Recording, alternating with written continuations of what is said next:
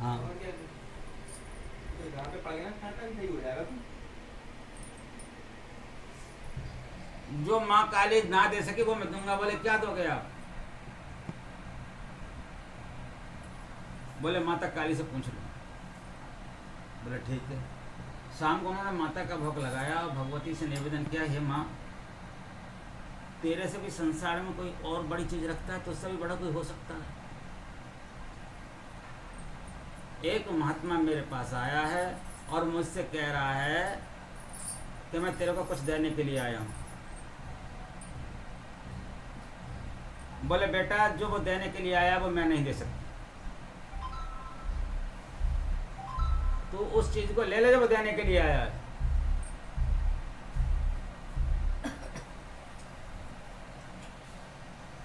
माता की बात को उन्होंने मान लिया। दूसरे दिन को उनको प्रणाम किया और महाराज, मुझे आप जो देने के लिए आए दे दीजिए। बोले आपने नहा धो के स्नान कर लिया? बोले कर लिया। मैया की पूजा कर लिया? बोले कर लिया। कुछ भोजन किया? बोले नहीं किया है। बोले तो फूल माला लिया। फूल माला मंगा ली, अपने सामने बिठा लिया और उन्हें वो मंत्र दे दिया जो मंत्र उन्हें देना था। जैसे आप कथा सुन रहे हैं, सत्संग सुन रहे हैं, इसी प्रकार से उन्होंने उस मंत्र को दिया और वो सुन रहे थे। और कहा बेटा इस मंत्र का आप ध्यान करना, जब कभी आऊँगा मैं तेरी परीक्षा लूँगा तूने कितना ध्यान किया। बोले ठीक है। तोतापरी महाराज चले गए। कुछ समय के बाद आए। उन्होंने कहा बेटा भजन करते हो? बोले करते हैं। बोले भजन में क्या मिलता है? बोले माँ काली सामने आ जाती है। माँ काली सामने आ जाती है? बोले हाँ। अब की बार माँ काली आए तो उठा करके गोली मार देंगे। महाराज भजन में बैठा हूँगा, गोली कहाँ से मार दूंगा? बोले मन के भाव की गोली मार देंगे।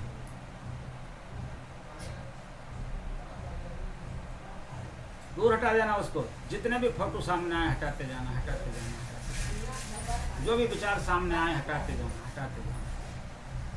फिर महाराज जी चले गए। फिर 3 साल बाद आए। बोले कुछ प्राप्त हुआ? महाराज कुछ क्षण के लिए माँ काली आती है, हट जाती है। जब मैं कहता हूँ गुरु महाराज ने कहा गोली मार दूंगा।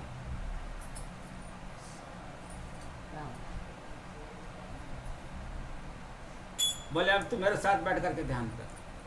तोतापुरी महाराज 15 दिन के लिए रुक गए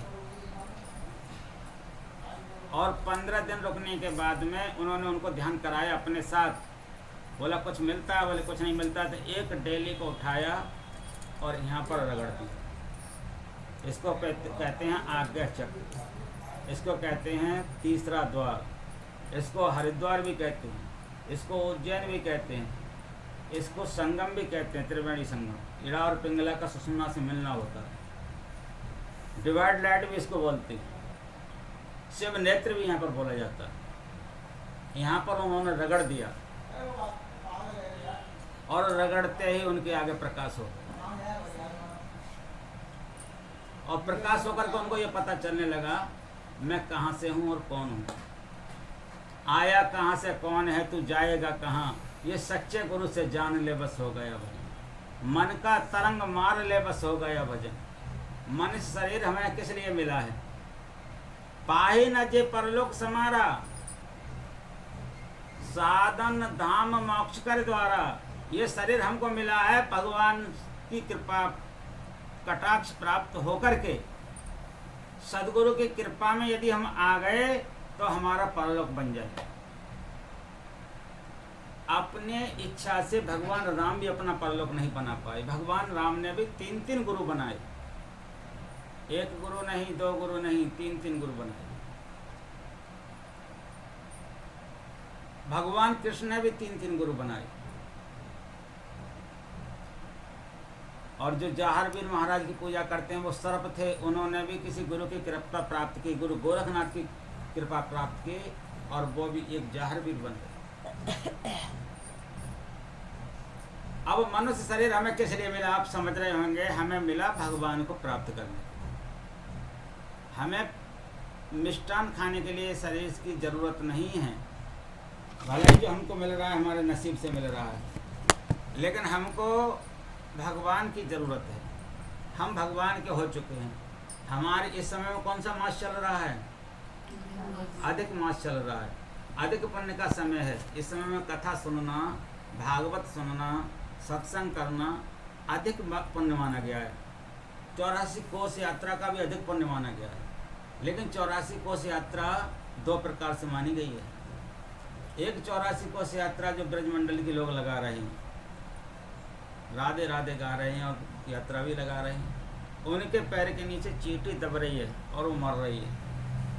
मरने के बाद में कितना ही वो राधा गाएंगे या कृष्ण गोविंद हरे मुरारी जो भी गाएंगे, लेकिन उस चींटी को जिंदा नहीं कर पाएंगे। फिर आरती भी करेंगे, दीपक जलाएंगे, दीपक पर आकर के जो कीड़ा मर जाएगा, वो कितनी भी पूजा करेंगे सुबह से शाम तक, उस कीड़े को जिंदा नहीं कर पाएंगे, उस पतंगे के। लेकिन देख, दीपक तुम्हारे अंदर भी जल रहा है। एक 84 कोस की यात्रा तुम्हारे अंदर भी है। आप देखते हैं छोटा सा बच्चा जब पैदा होता है तो उसका छोटा सा ही हाथ होता है और छोटी सी उसकी जो बिलान होती है, जो मानते हैं इसको, इस बिलान से छोटी सी उसको छोटा हाथ होता है। उसके हाथ की, उसकी बिलान की लंबाई 2 हाथ की होती है। एक हाथ की लंबाई 2 बिलान की होती है। अब 2 बिलान की लंबाई होती है। एक बिलान में कितने अंगुल होते हैं? 4, 4, 8 और 4, 12। एक बिलान में 12 अंगुल पाई जाती है। छोटा बच्चा भी 84 अंगुल का ही होता है। और 1 अंगुल की यात्रा से 1 योनि का पता लगता है। 84 अंगुल की यात्रा से 84 योनियों का पता लगता है। तो प्राणी जो आया है मनुष्य योनि में, वो 84 लाख योनि से निकल करके आया है। अब आ गया इस योनि में, अब है 3.5 हाथ का आदमी पूरा। चाहे वो 5.5 फुट का है, वो 5 फुट का है, चाहे 3.5 हाथ का है, उसके अपने हाथ की लंबाई केवल वही हो 84 अंगुल, 3.5 हाथ का ही होगा। और 3.5 हाथ में 7 बिलान होंगी और 12 सत्ते 84, 84 उसकी लंबाई होगी, 84। वो भी उतनी 84 योनियों से निकल करके आएगा। 85 योनियाँ कोई सी नहीं है, 85 लाख, केवल 84 लाख योनियाँ हैं। अब इन योनियों से हमें पता मिल रहा है, यदि हमने मनुष्य योनि में हमको दे दी भगवान ने, अब हम 84 से ऊपर 84 में, यानी सबसे ऊपर वाली मंजिल पे हैं इस समय में। जैसे कोई 4-5 मंजिल का मकान होता है तो ऊपर जो होता है वो सबसे ऊंची मंजिल जो होती है, जब ऊपर से कोई आदमी नीचे मिलने आता है तो जो ऊपर वाला चढ़कर नीचे उतर करके आएगा तो वो कितना वो होगा, भाव भक्ति वाला, जो आदमी को अपने इतने ऊपर से उतर करके मिलने आएगा गले लगाने। तो गुरु महाराज जो होते हैं वो बहुत ऊपर से उतर करके आते हैं, बहुत सबसे ऊंची ऊंचाई पर होते हैं, और आकर के वो जीव को संभालने के लिए आते हैं। गुरुबिन भवनिध तरे न कोई, चाहे बिरंच शंकर समोई। बिरंच कहते हैं ब्रह्मा के लिए और शंकर कहते हैं शिव के लिए। शिव के समान तपस्वी हो जाए, ब्रह्मा के समान सृष्टि का रचेता हो जाए, लेकिन जब तक संसार में उसके लिए सद्गुरु नहीं मिलेगा वो तर नहीं सकता। संत का वचन है, गोस्वामी जी का वचन है। तो वैसी प्रकार से उनके जब ये लगाए, तीसरा नेत्र उनका खुल गया। कथा चल रही थी रामकृष्ण परमहंस महाराज, तीसरा नेत्र खुल गया और उन्होंने अपने आप को देख लिया कि मुझे अब कहाँ जाना है। अब आप सत्संग में बैठे हुए हैं, सत्संग में बैठ करके क्या मिलता है? सत्संग में बैठ करके ज्ञान मिलता है। और भगवान कृष्ण ने तो भागवत में लिख दिया,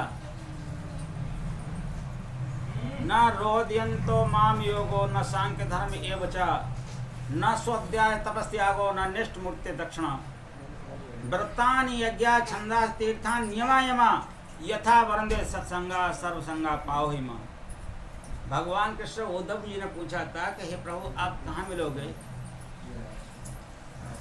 उद्धव से उन्होंने कहा तुम भद्र का आश्रम चले जाओ, 11वें स्कंद में आया है। अब संसार में कलयुग आने वाला है और संतों की जो शरण में रहेगा उसे कलयुग नहीं व्यापेगा। बोले आप किस में मिलोगे? उन्होंने कहा न रोदयन्ते माम योगो, जो आदमी रात और दिन बैठता है योग से प्राप्त करना चाहेगा उसे मैं कभी भी नहीं मिलूंगा। न सांख्य धर्म व्यवचा, जो सांख्य धर्म कहते हैं जीवात्मा परमात्मा की जिसमें व्याख्या लिखी हुई है सांख्य शास्त्र के अंदर, उसको पढ़ने वाला भी मुझे प्राप्त नहीं कर सकेगा। व्रतान बोले व्रत करने वाला भी मुझे नहीं प्राप्त कर पाएगा। तीर्थान तीर्थ करने वाला भी मुझे प्राप्त नहीं कर पाएगा। छंदास छंद गाने वाला भी मुझे प्राप्त नहीं कर पाएगा। नियमा और यम और नियम का पालन करने वाला भी मुझे प्राप्त नहीं कर पाएगा। नेष्ट मूर्ति दक्षिणा और बड़ी भारी भारी दक्षिणा देने वाला भी मुझे प्राप्त नहीं कर पाएगा। उद्धव जी ने कहा महाराज फिर आपका लोग भजन करेगा ही क्यों? पूजा करके आपको प्राप्त नहीं कर पाएगा, वेद पढ़ के आपको प्राप्त नहीं कर पाएगा, व्रत रख करके आपको प्राप्त नहीं कर पाएगा, यज्ञ करके आपको प्राप्त नहीं कर पाएगा, फिर ये काम करेगा ही क्यों? बोले करने से पुण्य मिलेगा, करने से पुण्य मिलेगा, मैं नहीं मिलूंगा। बोले आप कैसे मिलोगे प्रभु? तब उन्होंने कहा यथा वरुण दे सत्संगा, जो यथामानी मेरे पर दृढ़ विश्वास करके वरुण दे मानी वरुण योग करने संत महापुरुष विद्वान लोगों के साथ में बैठ करके सत्संगा जो संग करेगा, सर्वसंगा पाहुई माम, सर्वसंगा सदा मैं उसके साथ रहूंगा, पाहुई माम, और वो समय समय पर मेरा दर्शन करता रहे।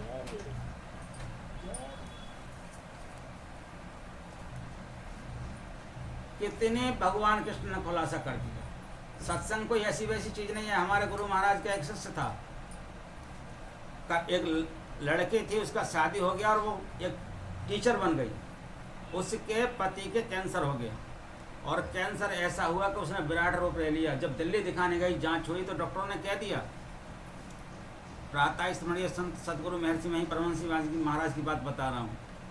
लोगों ने उनसे कह दिया डॉक्टर ने कि ये 1 महीने का मेहमान है, चाहे जो खिला ले, अब ये बचने वाला नहीं। वो लड़की घर पर आई और गुरु महाराज के फोटो के आगे बैठ करके रोने लगी। गुरु महाराज अभी मेरी 32 साल की उम्र है, छोटे बच्चे हैं 2 मेरे पास, और मैं विधवा हो गई, मेरे को ड्यूटी भी नहीं करने देगा कोई, रास्ते चलते मेरी बेइज्जती करेगा, रास्ते चलते मेरे ताना कसेगा। महाराज मैं क्या करूँ, अब क्या स्थिति लाऊं? दुनिया में उसने सभी देवी देवता पहले मना लाए थे, जब 1 महीना पति की उम्र रह गई तब गुरु की शरण में भाजी। भगवान का नाम लास्ट में द्रौपदी ने दुनिया को मना लिया था। कभी भीष्म पितामह के पैर पकड़ रही थी, कभी अर्जुन के पैर पकड़ रही थी, कभी धर्मराज युधिष्ठिर के पैर पकड़ रही थी, कभी उसके दुशासन के पैर पकड़ रही थी, कभी दुर्योधन के पैर पकड़ रही थी कि इस चीज को मत खींचो, छोड़ दो, इनमें एक अबला स्त्री हूँ, वो भी दूर बुरी दशा में हूँ, मेरे को नंगन मत करो। लेकिन लास्ट में उस द्रौपदी को कौन याद आया? भगवान कृष्ण याद आए थे, और भगवान कृष्ण ने उसके चीर को बढ़ाना शुरू कर दिया। तो अंत में कौन याद आता है? भगवान के भी भगवान जो होते हैं, भगवान के भगवान कौन होते हैं? सद्गुरु होते हैं, जो भगवान को भी ज्ञान देते हैं। भगवान संदीपन मुनि के आश्रम में भगवान स्वयं दीक्षा लेने गए थे और 64 दिन के अंदर उन्होंने विद्वान बना दिए, कलाएं सिखा दी सब। तो भगवान के भगवान कौन होते हैं? सद्गुरु होते हैं, जो गुरु की शरण में आ जाते हैं, वो भगवान भी उस पर कृपा करते हैं, हनुमान भी उस पर कृपा करते हैं, क्योंकि बिना गुरु के हनुमान जी भी ना हो गए, बिना गुरु के कोई भी संसार में हुआ ही नहीं। जो गुरु की शरण में पहुंच जाता है 33 कोटि देवता उस पर रक्षा करते हैं। ये मनुष्य शरीर को मैं बता रहा हूँ, हमको जो मिला है वो तत्व हम प्राप्त कर लें, जितनी भी हमारी उम्र रह गई।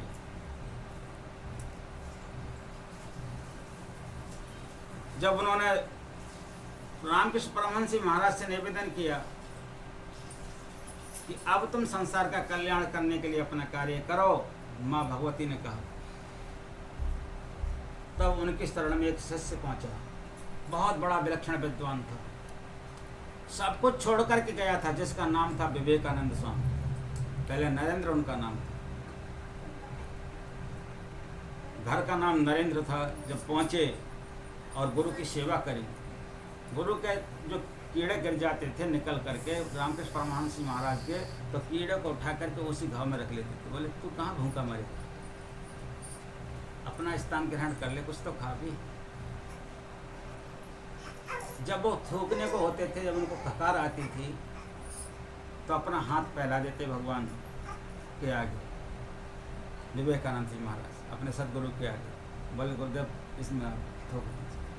उस थूक को गुरु महाराज से आड़े होकर के चाट लेते थे। एक बार गुरु महाराज ने देख लिया कि ये तो विशेष भक्त मेरा बन चुका है, उसको आशीर्वाद दे दिया, जा संसार में तेरा नाम होगा, आज मैंने तेरे को सब कुछ दे दिया, जो कुछ मैंने अब तक पूजा तपस्या की।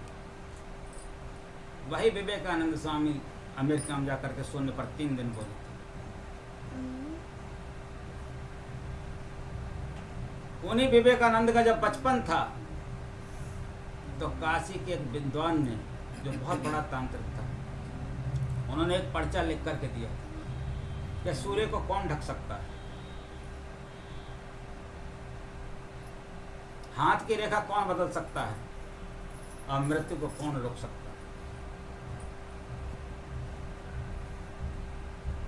एक उत्तर तो बोले जब डाकिया लेकर के, पहले डाकिया चिट्ठी लेकर के आते थे, एक तो तुरंत दे दी लिख करके कि जाकर के उससे कह देना काशी के विद्वान ब्राह्मण से कि सूर्य को कोई नहीं ढक सकता। और 2 उत्तर हम आकर के देना। अपने शिष्य को साथ लिया, उस बच्चे को साथ लिया और पहुंच गए, और अपने शिष्य का जाओ उसी ब्राह्मण के घर भीख मांगना और कहीं नहीं मांगना। वो सच्चे संत गुरु के, सच्चे संत के जो बच्चे होते हैं उनको किसी के आगे भीख मांगने की जरूरत नहीं होती। उनके आगे लोग भीख मांगते हैं, महाराज हम पर कृपा कर दो। ये आनंद की बात है। भीख तो वो मांगते हैं जिसे संसार में कोई अपना दिखलाई नहीं देता, और जिसका पिता राजा हो, महाराजा हो, राजाओं का भी राजा हो, वो किसके आगे भीख मांगेगा। तो संत सदगुरु राजा होते हैं, और उनकी संतान, जैसे एक पिता की दौलत पर किसका अधिकार होता है, उसकी संतान का। इसी प्रकार संत सदगुरु की जो शक्ति है उस पर किसका अधिकार होता है, उनकी संतान का, उनके शिष्यों का। तो उनको केवल उसी के घर भीख मांगने जाना, और कहीं भीख मांगने मत जाना, और कहना कि गुरु की कृपा से हमको भीख दे दो। वो उसी के घर पहुंचे और उसने गुस्से में आगे बोले कौन सा ऐसा गुरु है, गुरु की कृपा लगाई। कोई माँ काली से बड़ा भी कोई गुरु हो सकता है, मैं तो जिंद से भी बड़ा कोई गुरु हो सकता है, मैं तो खड़े पैर मांग लगा दूंगा। जा धन मैंने तेरे को भिक्षा दे दी, तेरा गुरु में ताकत हो तो बचा ले, आज रात के 12 बजे तेरी मृत्यु हो जाए। विवेकानंद स्वामी बच्चे थे, कांप गए, गुरु के शरण में आए। महाराज बड़ी बड़ी भिक्षा मिली है। बोले क्या मिला भिक्षा में? बोले रात के 12 बजे मेरी मृत्यु हो जाए।